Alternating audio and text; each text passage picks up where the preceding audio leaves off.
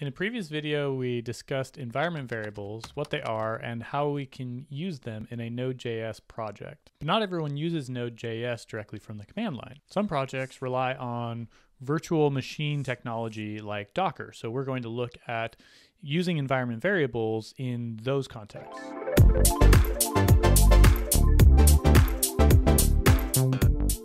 So over on my screen, I have the same project that we looked at, where we are using the .env package to start this script, grabbing some information from the environment variables and running a script based on the value of the location variable. If I run this script, we see the bonobo is a very cool but endangered animal, and that is because that location variable is being set in the .env file, which is being injected into the environment through the .env package.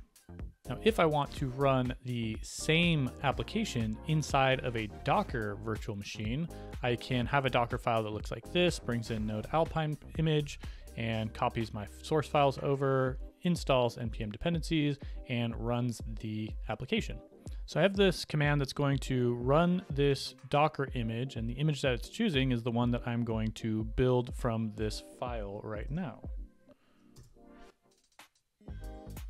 And then it's going to ask me which environment I'm in. The reason being, when this application runs, it still doesn't know what the location process env is. And that's because it doesn't have a copy of the .env file.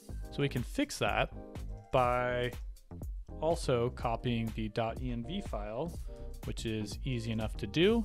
And we would expect to get the same results as the last time we ran it. The bonobo is a very cool but endangered animal.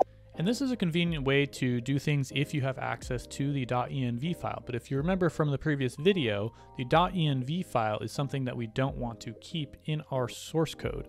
So it could happen that when this image is built, that .env file does not exist. So how do we solve that?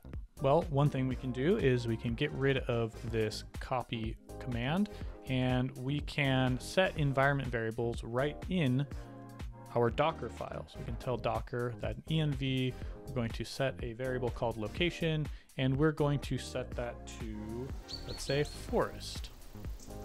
And we'll run this same command again, and we'll get the Saula is a very cool but endangered animal.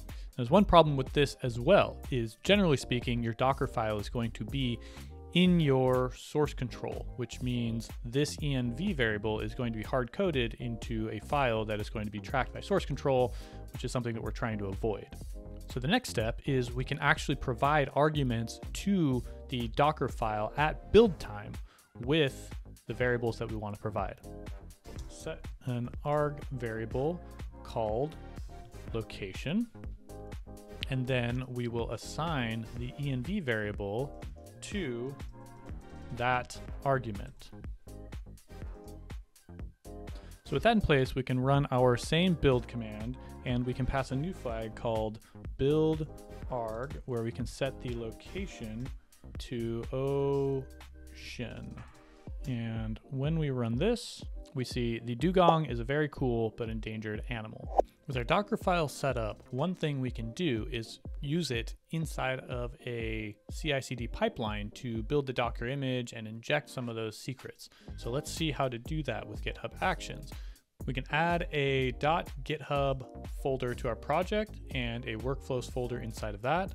And inside of that, we can have a .yaml file that can be called whatever we want, where we can set up a pipeline that walks through and looks at the production or staging branches and says, when there's a push to those, run this pipeline that checks out our code and builds our Docker image here. And the interesting part is that same command that we saw before where we built it locally, we are now using GitHub Actions to build an image, and we're going to inject in our build arg with the location set to secrets.location. So once again, this is a file that is going to live within our source code. So we want to make sure that we don't put any environment secrets in here, just in case this gets into onto someone's computer that may not need access to those secrets.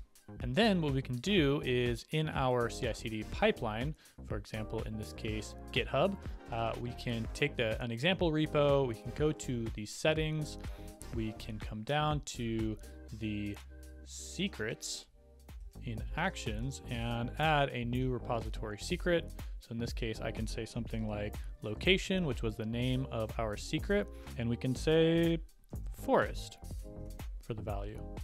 So that will add the secret, which will make it available to our GitHub Actions, which will be pulled in here and replaced there. And that is a nice way to take all of our secrets and keep them private and make sure that they aren't leaking and still provide a nice, secure, configurable solution for our runtimes. I hope you enjoyed that, and let me know what you thought. Let me know if you have any other questions about any sort of web dev related topics. Can't wait to see you in the next one.